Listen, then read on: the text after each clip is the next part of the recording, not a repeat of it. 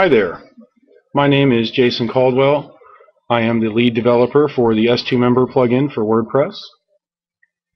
In this video, we're going to go over do a quick overview of s2Member's general options. You can access the general options panel by going here to the s2Member main menu and just clicking the general options link, and that'll bring up this page here with all of these subsections that you'll see. And these subsections are great because as developers, designers, it allows us to pack a lot of power into the plugin without making it confusing or intimidating. You can open one section at a time. Starting with this first section, the security encryption key, this is pretty simple. All you do here is just click the auto-generate link. That'll pop in a randomly generated key, which is unique to your site.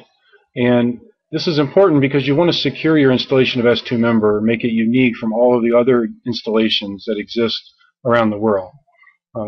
You also want to probably make sure that you save this key in a text file somewhere on your computer as a backup. You won't want to change this. You only do this once and then you leave it like this. So let's collapse this now and move on down to the email configuration. This is just giving you some additional control over how emails that are sent specifically by the s2Member plugin are received by your customers. So here is the name that they are sent from, and this is the email address that they're sent from. These will be filled in by default for you already, but you can change these if you'd like to. For example, in your default WordPress settings, you may have, under the General tab, you may have an email address already configured, but a lot of times that is an administrative email address.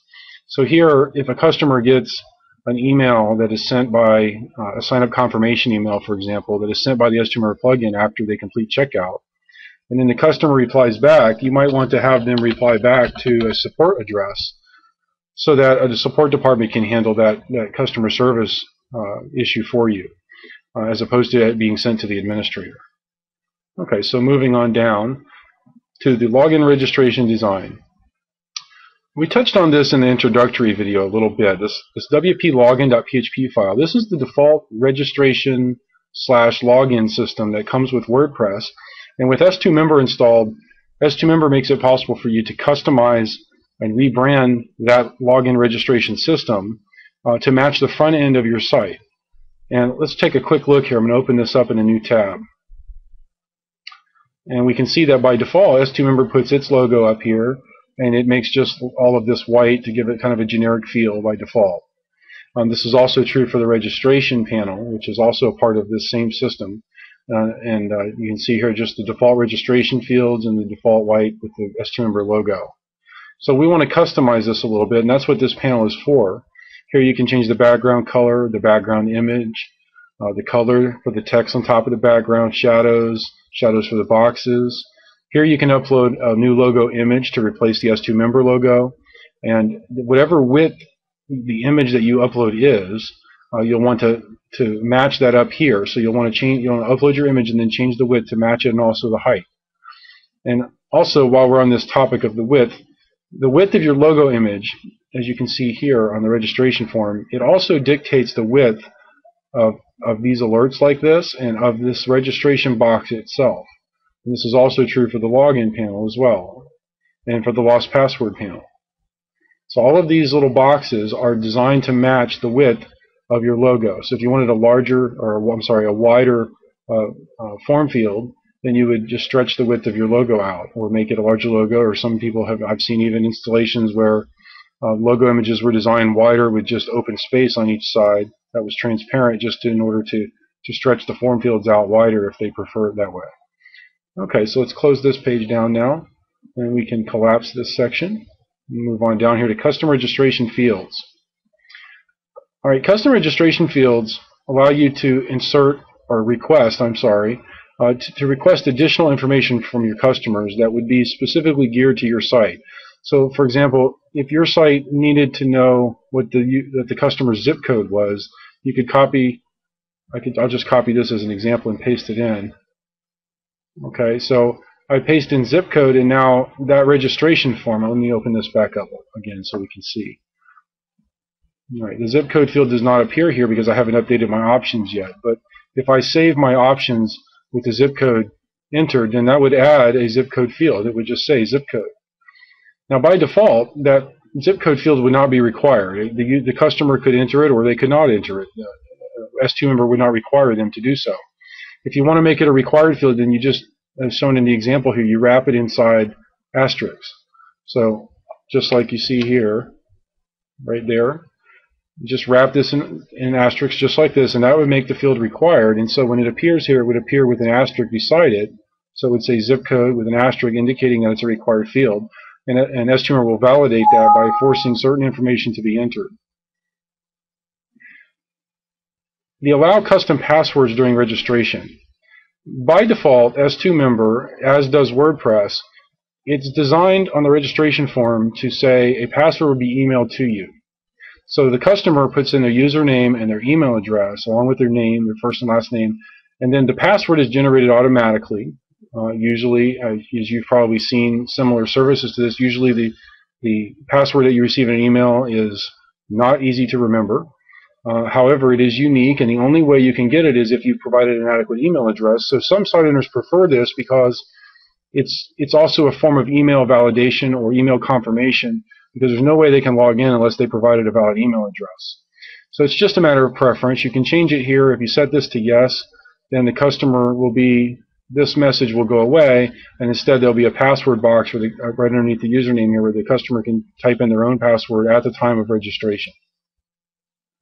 Okay, let's collapse this and move down here to the login welcome page. The login welcome page is the first page that a member will see. So if they register here, and then they click, they get their email, they get their password, and then they end up back on the login panel again. And they'll put in their username and password, and if that information is correct, they'll be automatically redirected to the login welcome page that you've configured here. And this can be any page in WordPress. We already created this page in the introductory video, and so it's already available here in my list. But this is the same list. This list of pages, if I was to go up here and click on pages, WordPress would show me a list of all the pages in my installation. And that's the same list that you would see here. So this is all the pages that you created in WordPress, and you just choose one. And the one that I created for this was login welcome page. So I'll select it and then collapse this menu. Move down to membership options page. And this page we also created in the introductory video. And so it's already in here as well, and I just choose it.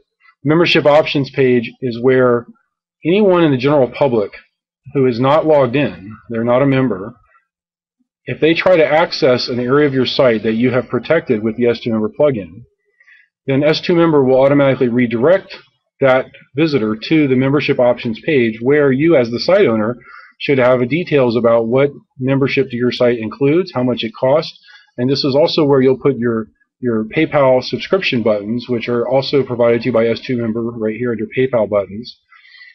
So this is sort of a focal point to the s2Member plugin.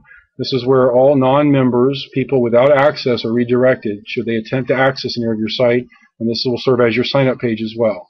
So users will go to this page, and they will click a PayPal button. They will go to PayPal, complete checkout, and then ultimately end back up on the login form where they'll log in, and they'll gain access to their membership.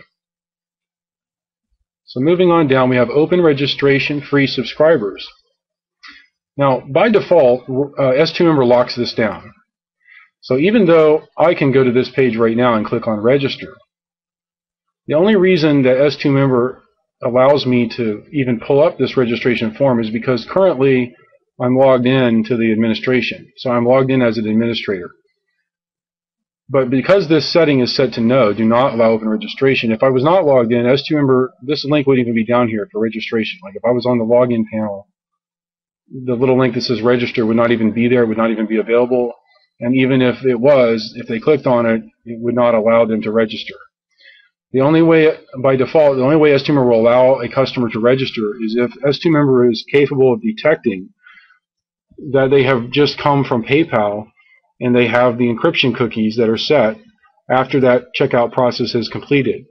So that would be the only way that a customer could register on your site by default when open registration is not enabled.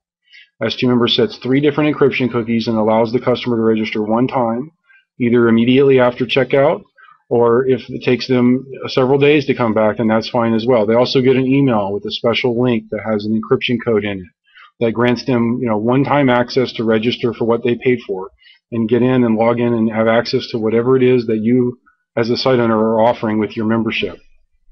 Now, you can change that.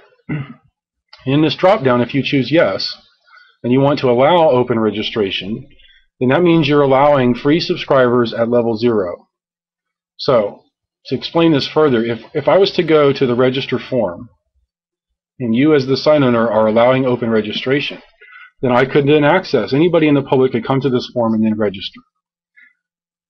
s2Member, at the time of registration, will look at their registration. It will say, okay, is this a customer that has just come from PayPal, or they have been marked as a paid customer? In other words, does s2Member recognize a transaction account in their cookies that indicate they're a paid customer? If so, then s2Member will create the account at a paid membership level, and that would be either s2Member level 1, 2, 3, or 4.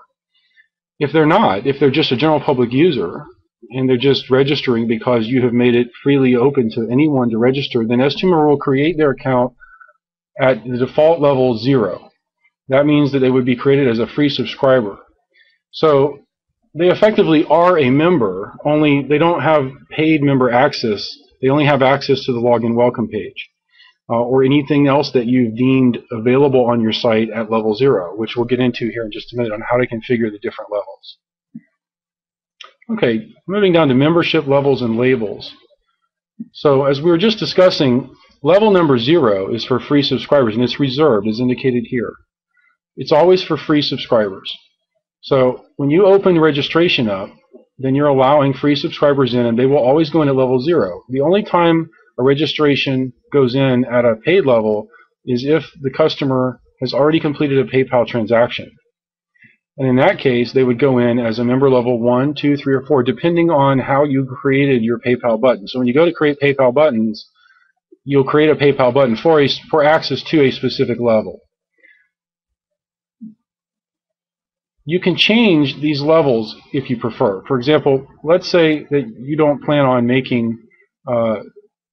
offering paid access, and you plan on only using s2Member to allow people to sign up for free and just gain free membership access to your site. Well, or in another scenario, let's say that your site is selling membership access, but it's a rarity. 95% of your members are just free.